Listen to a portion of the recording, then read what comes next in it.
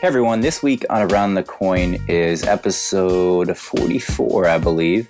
Brian, Faisal, and I, the three of us, were here discussing a couple different topics. Faisal actually went to a conference, the 8th annual Mobile Money and Digital Conference, and it's remarkable what he learned. That really the emphasis on behavioral changes and the psychological approach to payment companies was particularly interesting.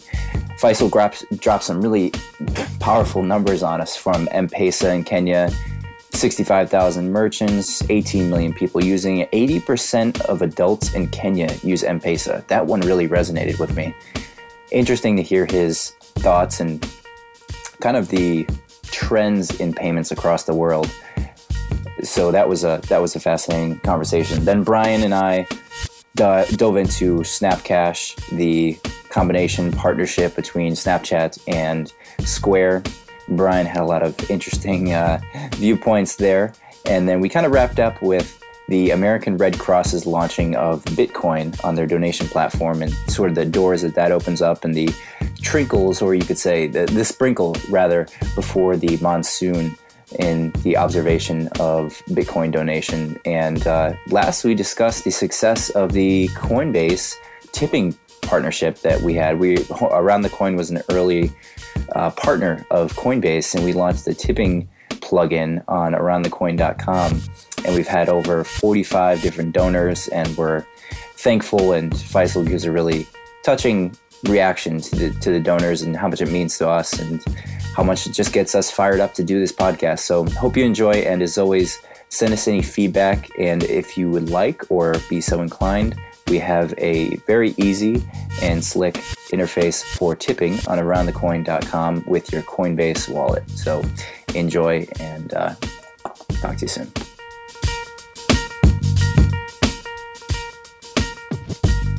All right, guys. Well, welcome back. Another exciting day. Week, Brian and I missed Faisal. He was off exploring new worlds in an exciting conference, which we'll learn a little bit more in a minute. But first, I just want to remind everyone, if you have any suggestions for the show, leave them in the show notes on Quora. Send me an email, mike@aroundthecoin.com. Message us. We're easy to get a hold of, but we really want to hear from you. Brian, Faisal, how are you guys doing? Wonderful. Doing good. Good morning. Good morning. Yeah, good morning. Faisal, so give us the lowdown. Where have you been? What was the conference like? Give it some press. Sure. I attended the 8th Mobile Money and Digital Payments Conference. This is the 8th year they've been doing it. It was organized by a company called Clarion Events. This time it was held in Istanbul for the very first time. Predominantly, it's been held in all over the world: Singapore, Jakarta, Dubai.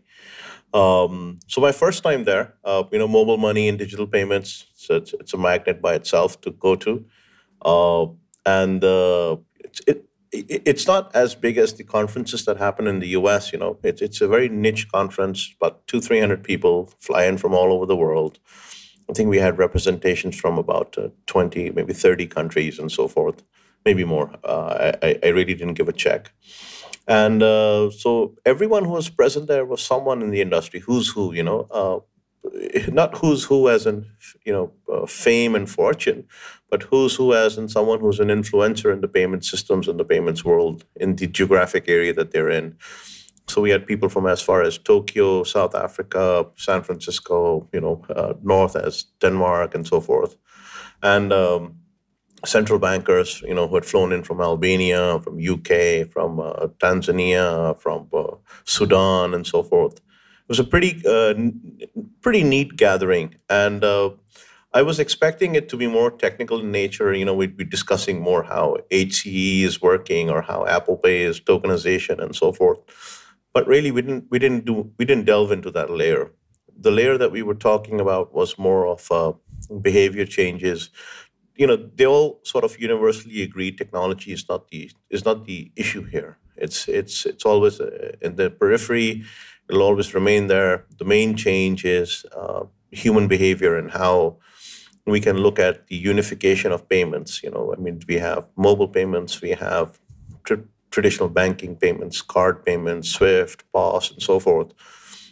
How can we achieve unification? How can we achieve interoperability? Things that you don't usually hear, but because there was so much representation from all different facets of the world, from M-Pesa in Kenya to some high-end payment processor and provider in Denmark, a banking processor and provider in Denmark, from a bank in Japan, the Bank of Tokyo, Mitsubishi were there, and so forth.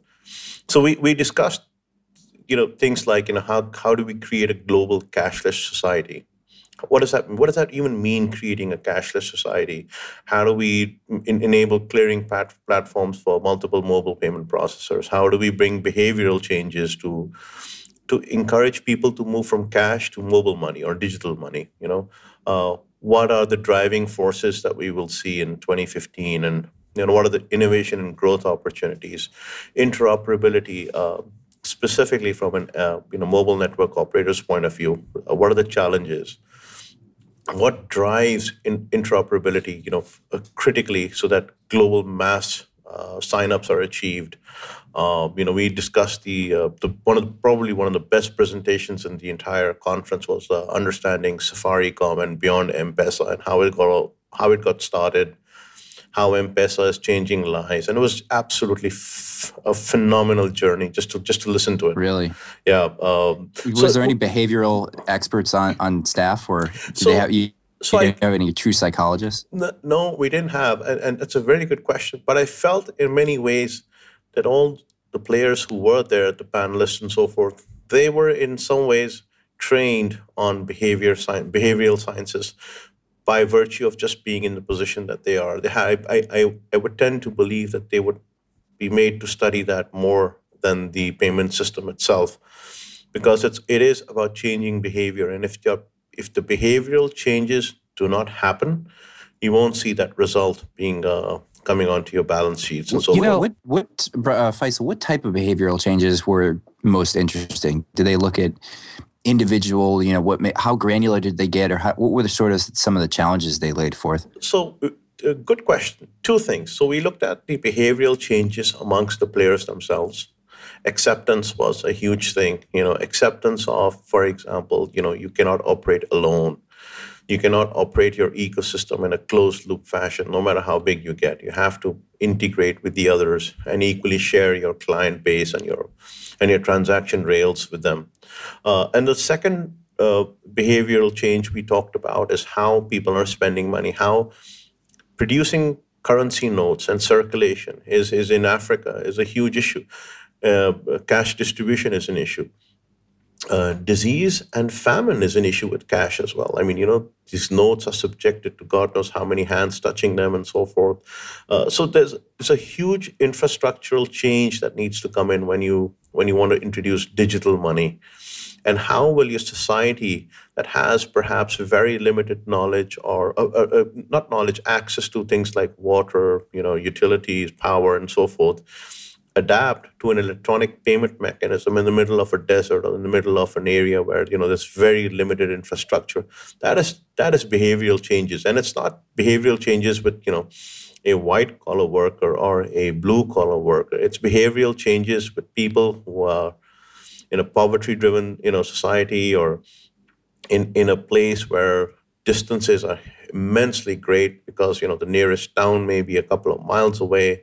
The nearest watering hole may be tens of miles away. How do they use payment systems in the simplest form that are digital in nature to conduct everyday transactions, to be part of the eco fabric that these players are trying to have thought of and are trying to roll it out? So very different. Faisal, did they touch upon technology? Obviously, a lot of these phones right now in that part of the world are feature phones. Are we looking at how the world would look differently as they start moving into the more traditional type of smartphone? So I think they all agreed that smartphone is inevitable. It is coming. The prices have dropped.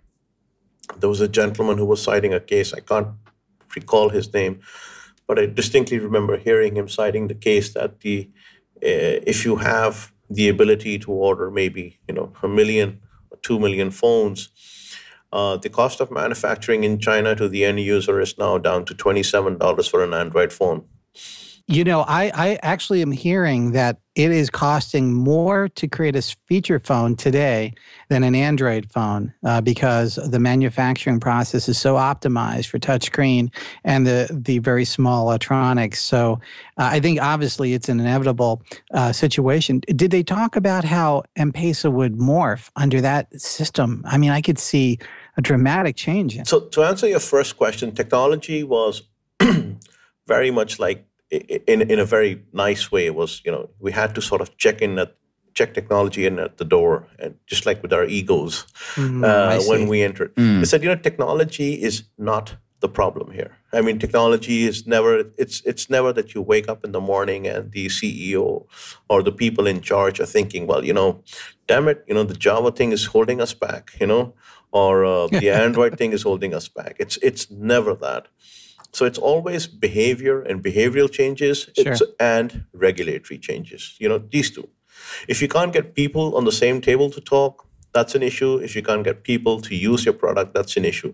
And likewise, from the regulatory point of view, if you can't have the regulator understand you, that's an issue. And if the regulator is not, making the farming land more, a nicer place to work on, that becomes an issue. So technology was not there. But with respect to M-Pesa, I mean, M-Pesa is they're not looking at taking technology and saying, well, how can we juxtapose technology onto our user so that we can make it better? What they're doing is they have, I have some statistics that they were telling me, and I'll pull them up while we're talking. But they had an amazing, they have 65,000 merchants in Kenya who accept M-Pesa. Now, that's a big number. Wow. In Kenya only? In Kenya only. 65,000. So these are the people who, accept M-Pesa and do transactions on it and so forth, which was fantastic. But they're looking at problems. They're going into the field. They have an amazing, amazing network. They go into the field. They look at what problem can M-Pesa solve. And not just a problem, how can we offer lending services using M-Pesa from the limited data set that we have on the behavior patterns of our users? How can we make school fees a universal thing in Kenya so that all school fees is paid through M-Pesa? How can we make it? Wow, that's awesome. So they are looking at very niche problems and how they can. And they're sending people out there to the cities. It's not like they're crafting their solution in the 15th floor of a skyscraper building in Manhattan or something. They are so in tune with with behavior and what is happening on ground that it was just amazing. It was just amazing. It's actually, so did you feel it's actually more entrepreneurial, like next year? I mean, aren't they really pushing the entrepreneurial aspect of this? Because all of my contacts in that part of the world are saying that you can literally become an extension of M-Pesa with just a little bit of financing, a little bit of motivation, and some gumption.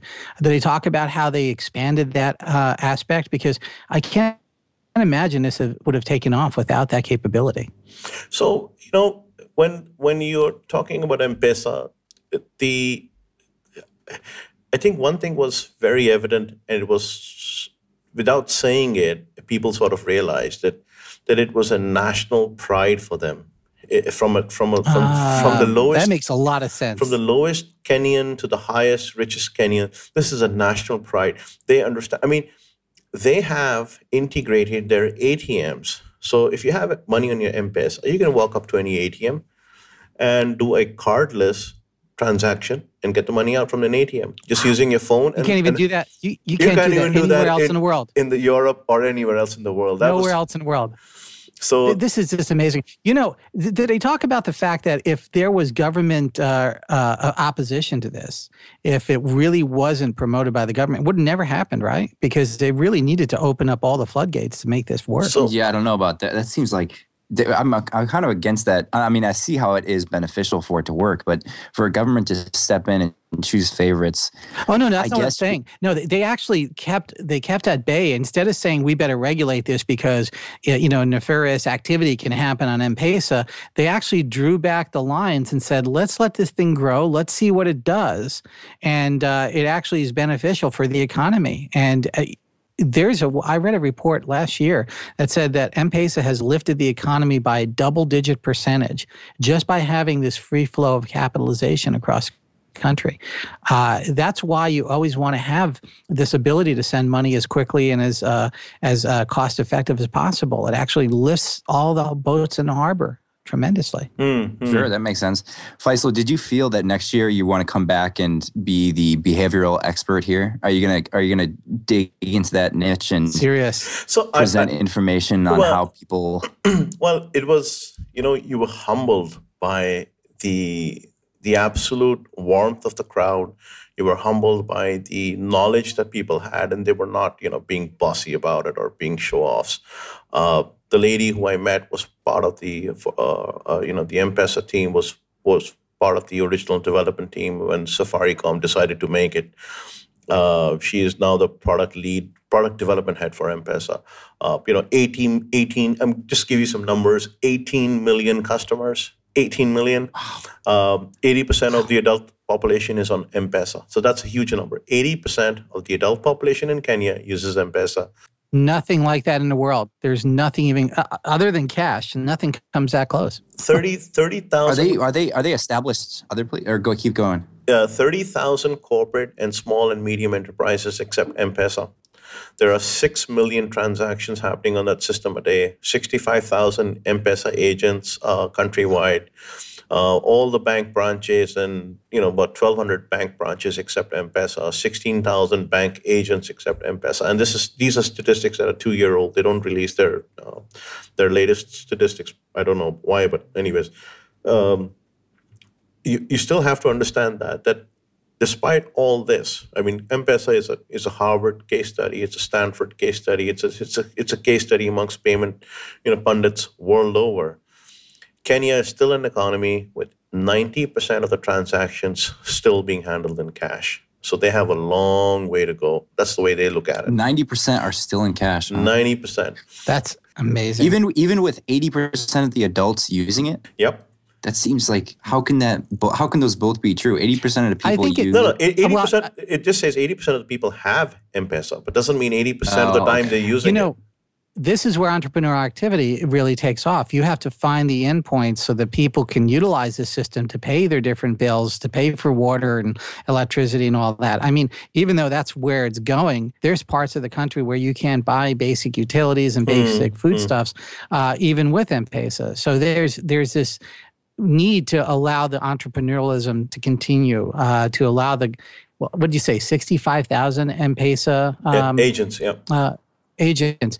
That's because they're opening this up. I mean, the idea that somebody could essentially put up a shack, become an M-Pesa agent, and then all of a sudden become a bill pay operation, help get electrical power. I mean, power you pay for, in a lot of cases, you prepay for it. You're not paying at the end of the month in that part of the world. You're paying for, the next 10 days, and then you can go 10 days off, 10 days on. It's literally like, the way people buy phone service around the world. So it's a different paradigm than most of us in the Western world. It is. And, understanding how people are talking about, how can cashless society, so we don't use that word in the U.S. I mean, U.S. is an electronic society, cashless society. How does cashless society come into play? How do we have interoperability so that a payment, someone said, one of the guys over there said, he said, we keep talking about peer-to-peer payments.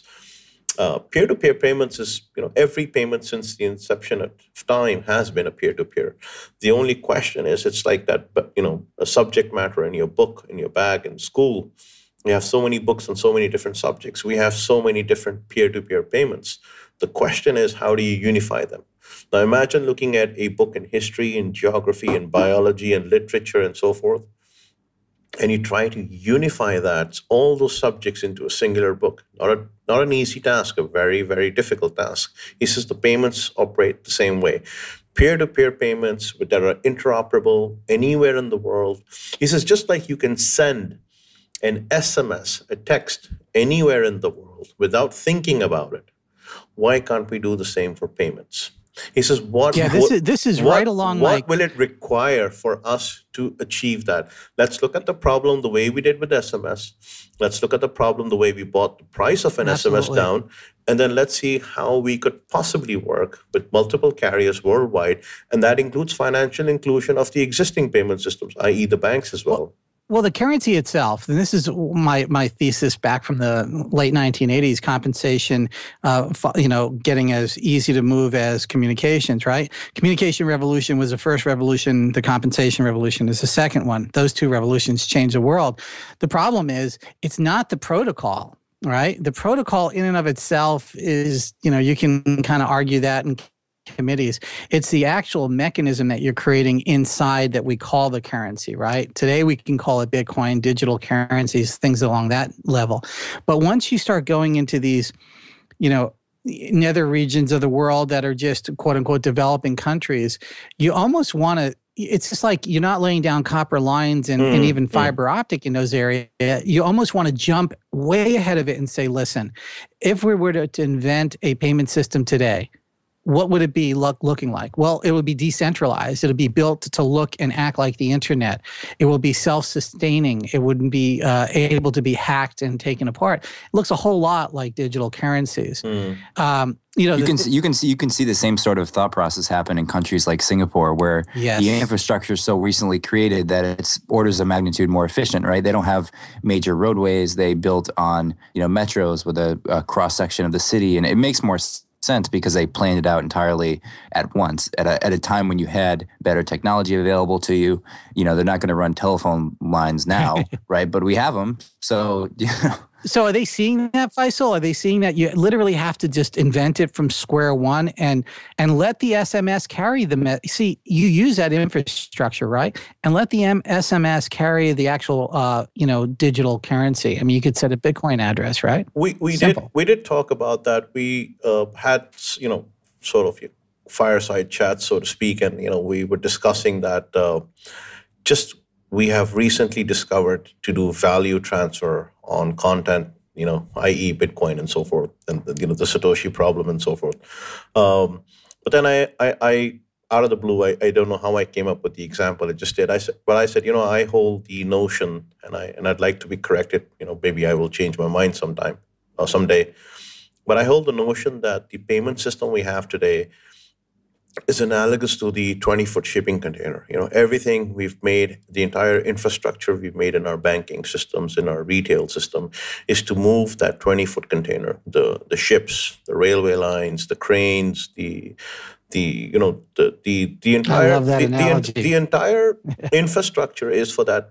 So expecting that particular infrastructure that is in play and in place all over the world to carry envelopes, just a single envelope, is where the problem inherently lies. It is just not feasible, nor economical, nor proficient to do a transaction by just putting one envelope in a 20-foot container and say shipping it off to from San Francisco to Singapore.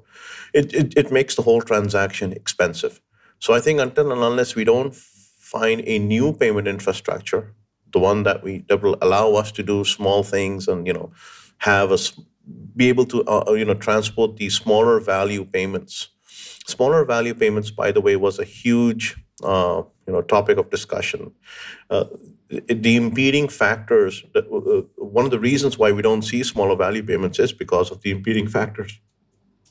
We do not see the current system that is able to support small value transfer. So they are not. John Matonis from the Bitcoin Foundation was there. It was a great honor to meet him. Finally, and we were sort of the odd ones out because when we talked about blockchain, or we said, how many people in this conference know about blockchain? We had our internal bets, and turns out less than 5 people. It was very surprising. Really? Yeah. Knew about blockchain in general and just the concept. Wow. But how many of them have heard of Bitcoin? So next question, right? How many have heard about Bitcoin? So I was speaking to two ladies who were the head of İsbank Turkey, which is one of the banks in Turkey. They were the head of debit cards and credit cards marketing, right? So you don't get any higher than this. So they are the people who come up with all the plans and marketing plans and promotions, etc.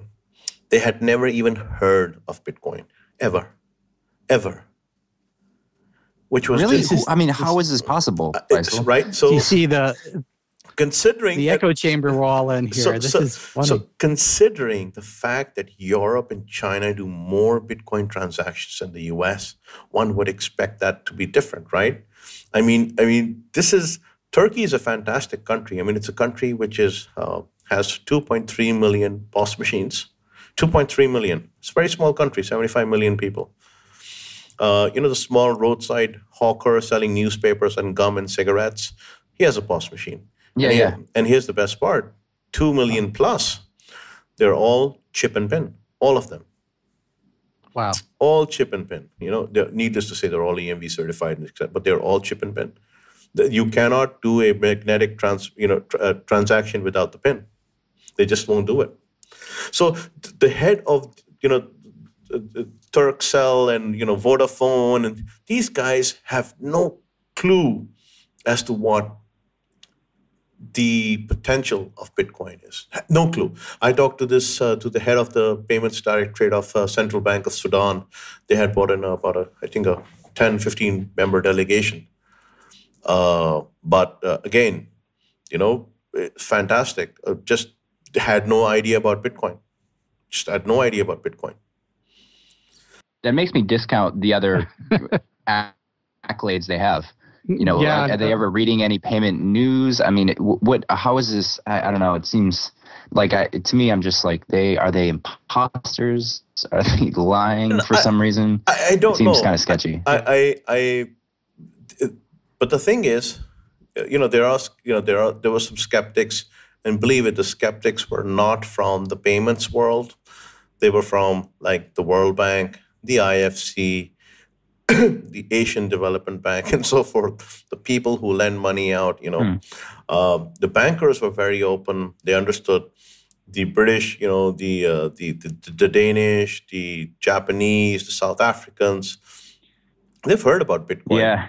But they said, we don't know what next, what to do, how to even begin a conversation into bringing it in as a conversation into our organization. Faisal, they need you. They need you, man. They need you to bring over the knowledge of the new world. I think they need to listen to the podcast more. Yeah, seriously. Hopefully they have access to it. Yeah, to answer your question, absolutely going there next year. Absolutely. Not as an expert, but definitely attending next year. Wow. One last thought, Faisal. A lot of it seemed to be with M-Pesa in Kenya. Was there other African countries that had a similar adoption rate with other companies, or was it just generally focused around M-Pesa's? Is Kenya unique in a way that allows them to have this? Kenya is absolutely unique in this thing. Absolutely unique.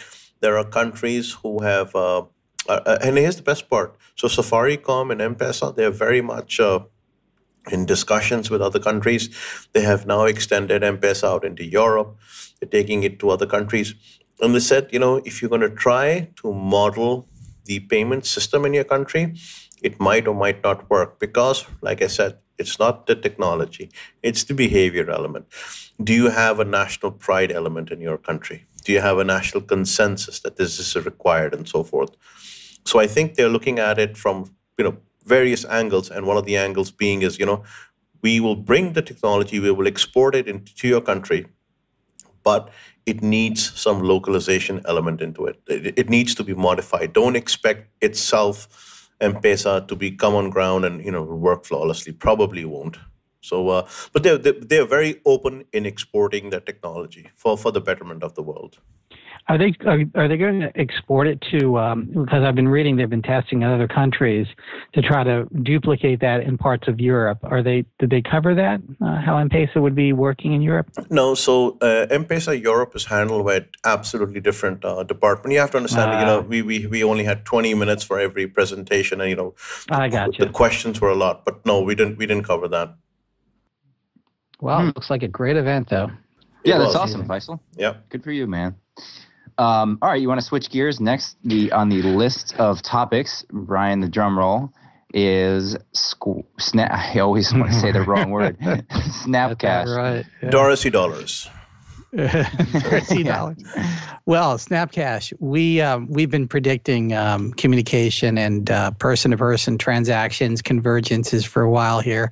Faisal has created an incredible body of work about Facebook going in this direction, and certainly we can see in parts of Asia where this has become the de facto standard of person-to-person payments.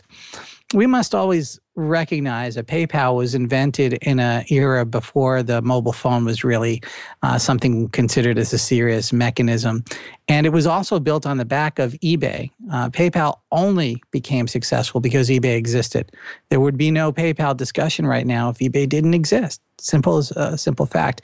So that form of communication that was attached to that payment vehicle was the actual transaction of goods or services, and vis-a-vis mostly goods on eBay. PayPal, trying to modernize itself in this current world, looked around and they acquired Venmo. The most brilliant acquisition. I say that most of our listeners probably know that, but if you go to most of the Venmo users, they would have not even the slightest notion that Venmo is a PayPal company. And the younger the person is, the more likely they are not to even cognize the fact that they're in the relatively same universe. So where are we with Snapcash? Well, Jack Dorsey and company, Square, put together Square Cash.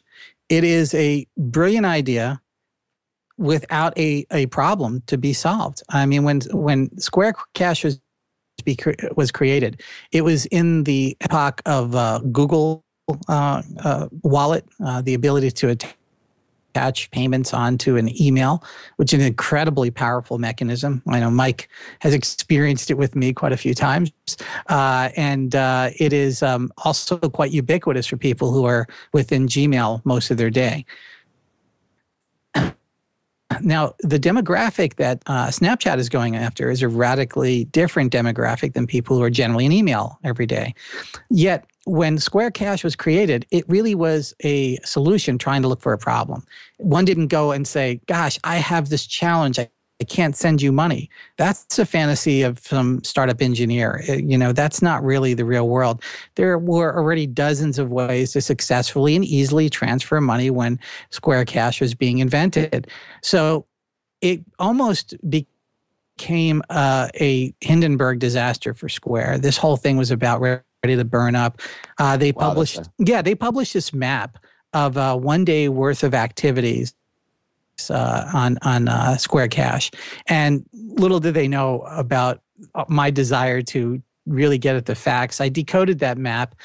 Each dot represented a transaction. I remember that, yeah. And I broke it down. We actually did it quite empirically. We took the biggest areas. Of course, the immediate thing that map showed is almost all the transactions were between San Francisco, LA, and New York, a vast majority. So that tells us the demographic and the type of transactions, most definitely, that were taking place, were of people who were first order technology users. Traction in Middle America. I was looking for dots that were representing areas that had some technology background, and it really wasn't taking off. Unfortunately, after we did the analysis, and I led the analysis team, we came back with about 870 transactions for that day, and that was all from that graph. All from that graph, and the accuracy was plus or minus 3%. I got confirmation from a couple of people inside of Square that they were chilled by the accuracy.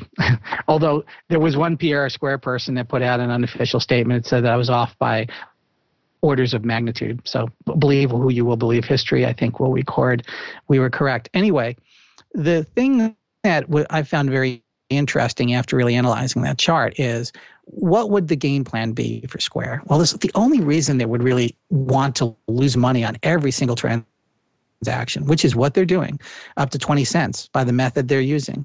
And their method is kind of convoluted. They're actually issuing a credit back to a debit card. So it looks like a transaction took place on your debit card, like you went to a merchant, you bought something and it credited the $10 back. Now, that's called an open-ended transaction, and financially, it could have repercussions from an audit. Let's say the IRS goes in there and says, okay, I see you have a whole lot of credits issued to your bank statement.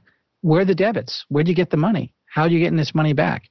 It is not really a proper mechanism. It's surprising that the debit card networks are allowing it, but I think they're looking at it as a way to try to experiment with this mechanism and to make these PIN-based debit networks more valuable in the future.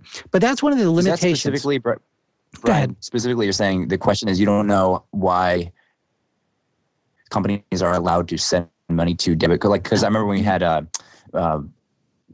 Tomasi on the show, the CEO of Balance Payments, Martin, he was saying that they just, I mean, this was months ago, but they just launched that. Why would that not be allowed? Well, okay. Is it because that takes away from the credit card transactions? No, it's nothing like that at all. When you look at your bank statement, right, your actual bank statement for your debit card, it will say purchase refund when you receive the money on most bank statements. That's slowly being changed. But, I see. So they're basically, I see what you're saying. It looks so like they're basically going refund only, Yes, so it looks like you have an open-ended refund from a transaction you never performed. And under an audit environment, that could give you a lot of particular challenges. Now, I'm not saying that mechanically there's anything wrong with it.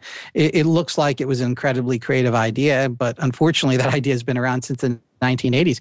It was illegal, actually. In the 1990s, there were a few companies that tried to do this. They got shut down summarily, almost instantly. And in one case, one person was almost put in jail because they were creating unbalanced transactions. But we're in a different world now, and it's better to say I'm sorry than ask permission. And there's a lot of funding behind these companies, so they can tend to get away with it. And of course, the bankers themselves are taking a step back and saying, well, okay, our platform's not designed to do that.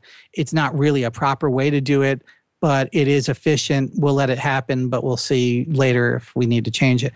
So anyway, Square materialized on that concept. I think they kind of got enamored with it, said, wow, this is so slick and so cool. And they used email as the primary mechanism.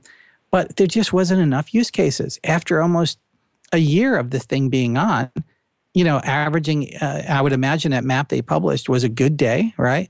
And on a good day, they averaged less than 1,000 transactions. That's not a success, and especially on a system that is taking so much resources from the company from an engineering standpoint. So it was a Hindenburg disaster ready to happen. My prediction was, unless they partner with somebody and make use of this system, it's going to be gone. And you got to understand the premise. The only real reason that Square is doing this is they want to get on both sides of the transaction. They want to create cards on file, very much like Amazon and Apple. Apple will here by the end of this year will have almost 1 billion cards on file. It's just, they're taking off like a rocket. Apple Pay is one of the reasons why that's happening now. Square, next to that is Amazon. And then really half of Amazon is PayPal. Square is not even a blip on that chart after Square Wallet. That was the premise of Square Wallet, to be on both sides. And that failed. And so Square decided to do something about it. So they went out and they said, okay, let's create this side, and ostensibly we'll use the cost of each transaction as an acquisition cost for cards on file. And to probably a startup strategist, they look at it and say, well, our cost to acquire a new person in our ecosystem is X dollars. Therefore, we'll subsidize these transactions, and now we have cards on file. Now, why would somebody want cards on file? Well, they want to create an ecosystem of people paying people. And like Faisal said from the conference, is a payment doesn't really know who's sending it and what the purpose is. It just is money transacting between two entities. The ultimate theory is, well, somehow we can use this for commercial payments. The problem with that is certainly flawed, because you could never use this for commercial payments because it's limited only to certain types of U.S. debit cards. The Square method, by the way, can only work currently in the U.S. It's going to be legally challenged in other parts of the world because of how those PIN-based debit networks work. So it's really sort of a niche sort of product. Anyway, I continue on to the premise of this merchant payment system that perhaps is one of the things that are being built upon within Square, was to say, okay, if we control a lower cost payment mechanism. Therefore, we might be able to get more merchants to want to use this. But it's a chicken or egg scenario. You have to get a number of people in the system. And that's a challenge that MCX has in the United States with currency. It's a challenge of any new alternative payment system. But, already companies like Venmo have really exploded in this area. And of course, cards on file, nobody is probably going to, in our lifetime, beat Apple on a number of cards on file. I think that's a rocket that's already, on the other side of the solar system. So in almost like a perfect movie entrance, we have Snapchat. Snapchat, very aggressive individuals. I know a lot of people there always looked at payments almost from day one as one of the monetization systems. And Jack apparently became very comfortable with some of the founders there and spent a lot of time. A lot of people were considering the fact that Jack's FaceTime out there was probably more to try to help Twitter acquire the company. And I think maybe that really? might have, yeah, that might, so? Well, yeah, possible. Anyway, but I think in those talks, the foundation story is Jack showed one of the founders there how Square Cash worked, and he said it was brilliant, and that's sparked a conversation. I think the deeper story is they were trying to find a way to align each other. Now, the interesting side to all this is the fact that Twitter is not using Square Cash. In fact, Twitter is not using Square at all in any of their payment processes. I mean, for Twitter Commerce, they're using Stripe. But is that really a surprise, being the size of Twitter? I mean, they can't just say, "Oh, we know Jack, we're going to throw this in here." There has to be more of a strategy. We could talk about this. There's a lot of subtext about maybe bad relationships between former and current Twitter executives and et cetera. I would say that my people that I know inside of Square were extremely heartbroken because they built Square Market for one primary reason: to prove to Twitter that they have the mechanism to allow e-commerce transactions, and Twitter looked the other way and chose Stripe. Well, I think it was a brilliant choice. Maybe Twitter wants the very best payment system to come on to them rather than just taking the homegrown version. The Stripe is a brilliant operation, and there's no doubt in my mind why they were selected. So now we move to Snapcash. Now the question is, what does Snapcash get out? What does Snapchat get out of Snapcash? What does Square get out of it?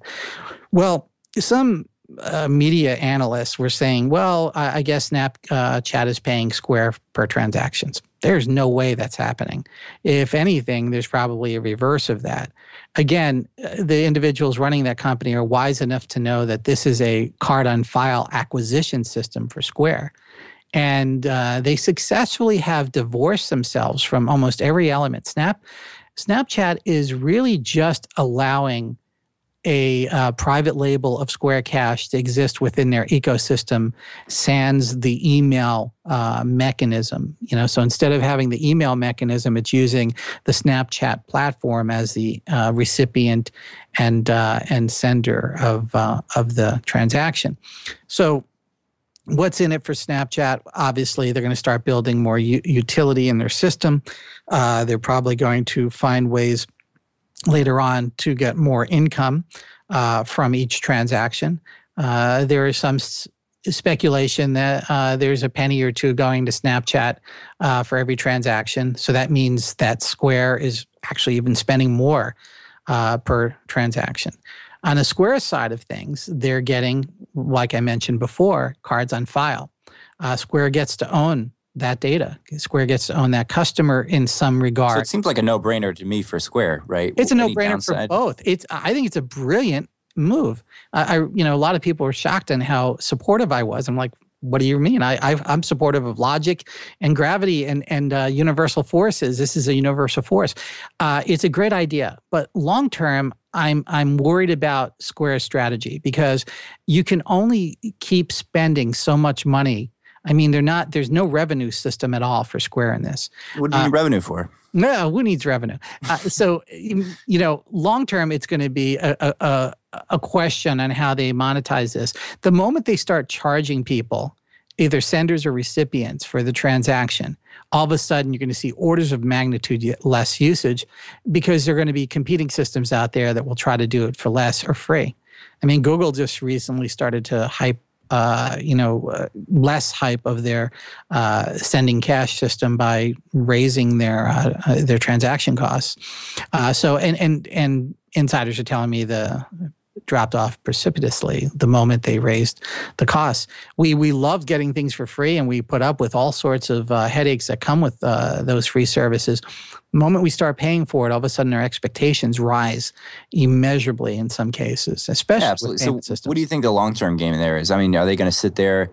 At the same time, it's like, it really doesn't cost them anything to have this running. It's not a... It's brilliant. Is it the Venmo competitor, I guess, for a different market, right? Venmo is probably a little older, more affluent. Snapchat is, younger. It's going to be like the 14 to 17-year-old girls. Which is interesting, though, because you can't be less than 18-year-old to use this legally. Why is that so? One of those buttons you just click? Yeah, it's a click button, but technically you cannot participate. You cannot participate. Just like you read all the terms of service, right? Yeah, nobody reads it. But this last summer on Warped Tour, one of the most common elements I've seen with the people this tour is huge. It's the largest in the country, primarily people below the age of 18. And Snapchat and Instagram is all they do. They don't tweet, and the only time they're on Facebook is in situations where they have to look somebody up very quickly who is not in their normal groups. But their parents are on Facebook, and their parents are on Twitter, and they just Instagram and they Snapchat. And they're not doing the things that most adults think they're doing on Snapchat. A lot of it is allowing this particular demographic to say stuff that they don't have to own. And when you're younger, you say a lot of junk that you don't want to own. I don't want to own a lot of the things I said when I was 12, 13 years old. I don't want to record it for posterity for my great-great-grandkids to see. And that generation is owed that right also. And I think Evan and Snapchat saw that, maybe not objectively originally. I mean, it started for the same reason that Facebook was started, girls, but in the pursuit of so what do you think? What do you think of the point of I want to send you money for some picture, but then I want to have no history of it? What do you think the application will be used? It's very concerning because when you're younger, you don't really see the fact that transaction is in fact recorded. It is in fact presented somewhere, and it will come to the attention of your parents at some point. So now the question arises, and I got to say, being in payments and knowing a lot of people in the media, I got contacted by a lot of people, a lot of reporters, high profile, major network news reporter actually contacted me and wanted me to officially go on record about this. I said, I have nothing to do with this officially and unofficially. And he wanted to go down the road of, let's call them striptease Snapchats. But the picture would disappear. I think that the transaction record will remain. The picture can disappear. But the thing is, you have to explain why you're doing this, why you're receiving the money.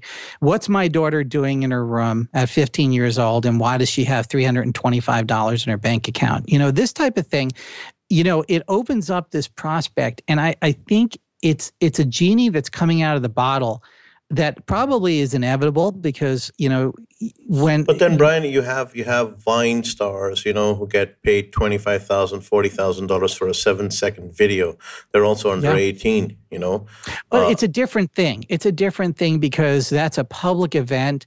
It's relatively monitored as a parent, and you're gonna have private ones though. Boy, it's like how can you're trying to stop the river with your hands. The genie's out of the bottle. Are you getting excited, Mike? Because I couldn't tell there for a second.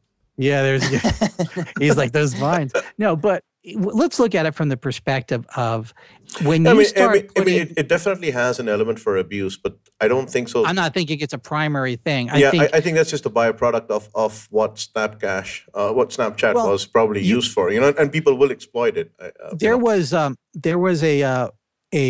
state attorney general back in 2012 that contacted a number of us in payments who were trying to marshal a lawsuit against a company that has a credit card reader on a smartphone because of its high use in prostitution and drug dealing. And I don't know what happened with that, but he was a very high profile name in the East Coast. And they were looking at this, and he said the commonality that they found with a lot of the prostitutes is they had this particular card reader in their pocket, and they had and a lot of the Johns. I can say it safely since I'm outside the U.S. You're talking about the Square dongle. Yes, continue. Cannot continue. Cannot approve that message, but I can tell you this. Anything can be used for good or bad, right? And so can Snapcash. I just think the only thing I would advise is that the company, both Square, because Square would be complicit to this, and Snapchat, be really cognizant of the fact that these things can take place, to monitor it before it becomes something of a national. But let me ask you a question. Event. Let me ask you a question. Screen. Is this perhaps a precursor to a payment system that is more in tune with the, let's say, the 14 to the 18-year-olds who will, in 4 years' time, mature enough, become of legal age, and become their dominant payment system? Because it's more in tune. This is the dream. Okay. Yeah, this is a dream. See, basically, and again, everybody thinks this is, the big mystery in the background. I mean, anybody watching payments like yourself, Faisal and Mike, me, of course, and a lot of people who listen to the show know, okay, they're trying to buy a generation and they're paying a whole lot of money for it. And they think that's kind of what, PayPal did in the early days. It doesn't really wash in the same way. The thing is, does your daughter or son, or do you or anybody you know listen to the same music they were listening to when they were 14 years old? There's a good chance that they probably aren't, so this idea that something that you used when you're younger is going to grow with you as you move forward, the only way that happens is if what you're using can make itself relative and grow with you. And that's very, very hard. Well, I let's think it's assume, a matter of time. Well, I think we will safe to say that I think sanity will prevail, and monitoring should be done. I got to ask you, Faisal, how do you see this relates to what Facebook is going to do? I mean, this is obviously preemptive to what Facebook would have done, and I think it's a shot across their bow, right? I think just to answer that in 1 minute, because we have only 10 minutes left, Facebook is not going to make a mistake again. I think Facebook is going to take whatever approach it is into payments in a very mature manner with thorough. They're in no hurry. They're in no hurry whatsoever. They will think through of all the consequences because they have one shot and you have 1 billion users and, they want to get it right. They do not want a negative publicity coming back at them or haunting them with the wrong payment system. And I'd like to assume that they may not just have a singular payment system, but who knows? They may need to have a couple of different payment systems for each geography. I agree. I don't think it's ever going to be universal unless they go to digital currencies, and that's a possibility. But so one of the other interesting pieces of the news was American Red Cross launched their Bitcoin donation platform, which I found really interesting. We at Home Hero partner with the Red Cross. We partner with about 10 of their schools to offer nurses jobs when they graduate from these programs. But American Red Cross does a lot of different things, right? They're nonprofit outreach worldwide to helping with disaster relief and humanitarian missions. What do you guys think of the adoption of Bitcoin for their donation? Let me ask you in this term of reference, what value does it unlock? What people that couldn't previously donate now will donate? So I want to put in a comment first. I don't think anonymity is an issue here with Bitcoin and Red Cross. I don't think so. If anyone's going to say that because of anonymity factor and you could be anonymous and you can make a donation, I really don't think so. That would come into play here. But I just think it's just a greater outreach, a reach out program to say, listen, hey, if you're into digital currencies, hey, we accept that too. So anything and everything that can come their way. I agree. I think, by having the open policy of accepting payments through any mechanism is the probably most practical and wise and astute thing anybody can do, including a business. But a nonprofit, it makes a lot of sense. And I've heard other nonprofits are either experimenting or will be experimenting And they don't with lose this. any money, Brian. They don't lose any money. Exactly. In processing fees, the money is immediate, it's guaranteed, there's no reversals, et cetera, et cetera. So, it's money as good as, as good as cash with them immediately. And I think it's more evidence of proof that Bitcoin is something that's going to span a generation at least, if not longer. And I think the naysayers that we literally just months ago, maybe 2 years ago, definitely a year ago, it definitely was even getting louder that Bitcoin would not last. It's going to go away. It's got its wide fluctuations, but as a long-term investment, I think it makes a lot of sense for any merchant. As long as if you listen to the chief economist of Citibank, who just put out a note today, I think yesterday, basically endorsed Bitcoin, citing it as good as gold, the commodity. That article came out about 2 days ago. What do you think about that? I think it's a brilliantly written article. I think it's a perfect timing, and I think when we finally look at this, say 5 years from now, most definitely have better optics. You'll start seeing that it probably would have made a lot of sense for most people, investment portfolios at least, to take a certain percentage and put into Bitcoin as a safety hedge, as an inflation hedge. There's a lot of different elements.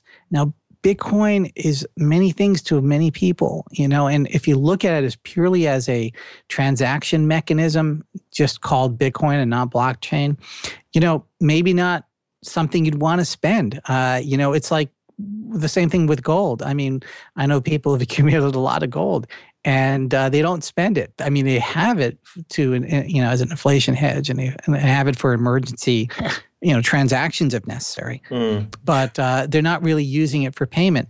And I think Bitcoin elements of that is there. But the beauty of Bitcoin is the fact that it's so almost infinitely divisible. It sort of lends itself to that. And that brings me to the big question. Since it's infinitely divisible, we've implemented Coinbase's tipping. I think Mike might have some insight about how incredibly popular this has been with us here. Yeah, I would say so. So here are some numbers. The first week, I think it's been today's Saturday. It's been about 10 days, I want to say, since Coinbase launched, and we were one of their early beta partners.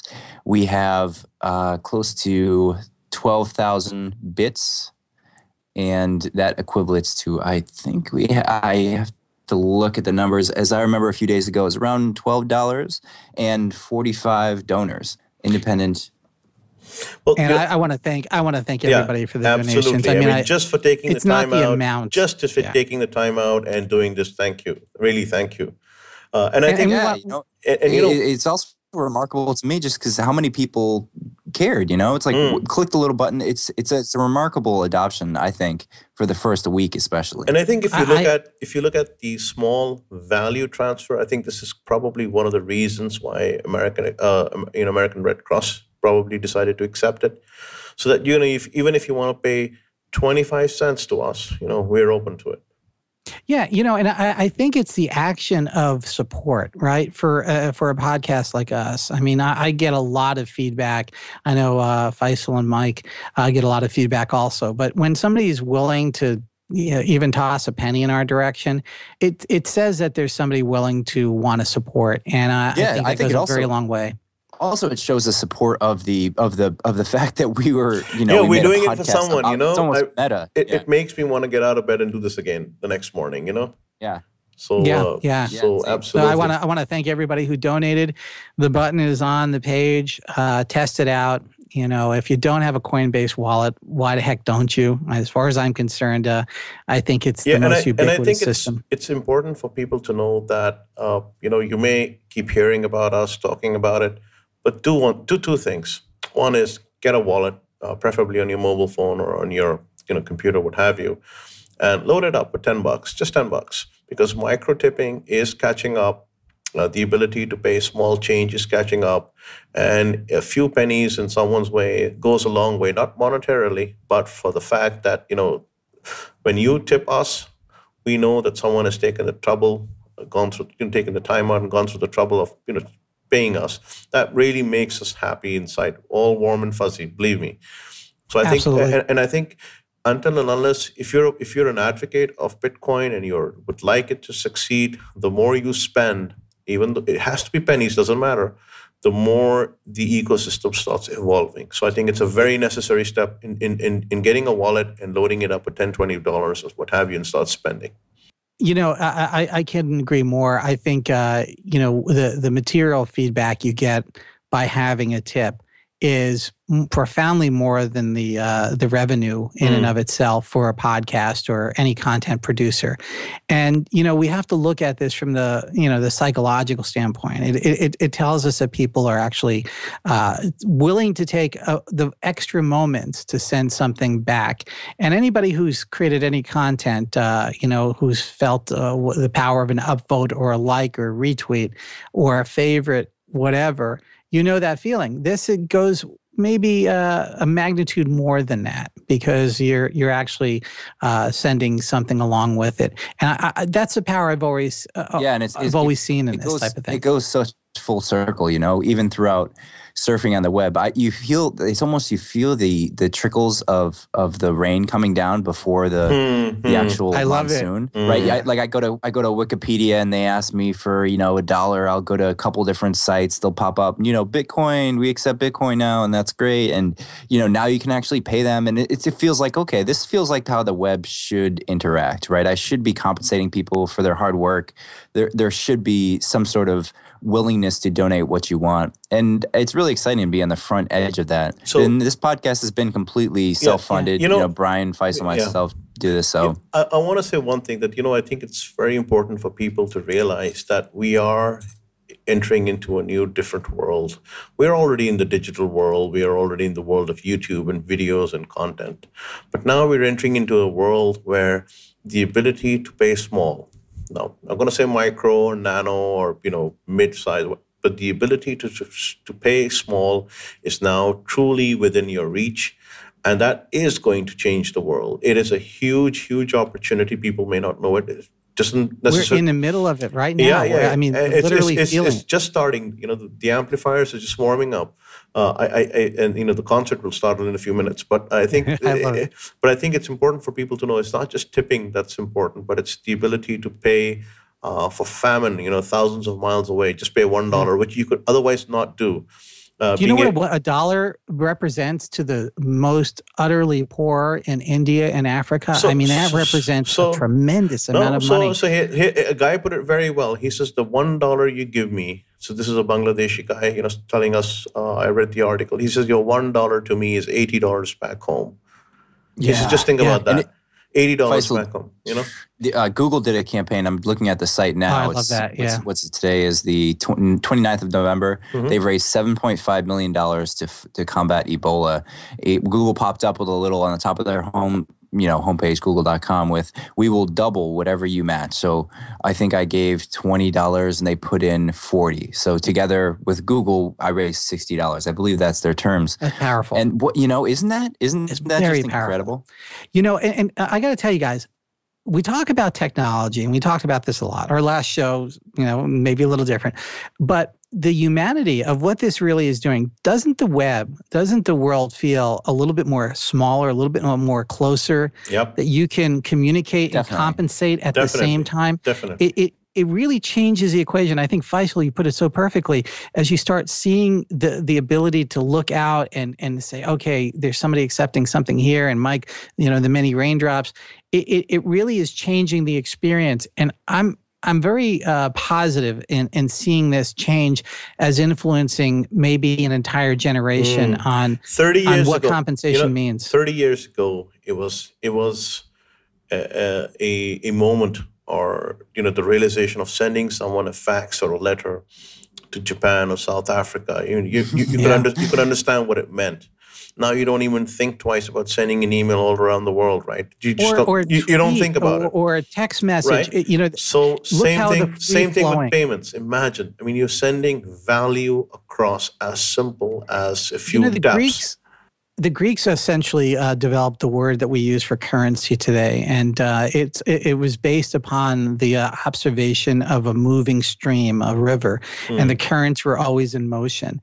And the premise of the invention of money as we know it, really formed in the Sumerian culture, actually a few thousand years before that, was always in motion, always moving around.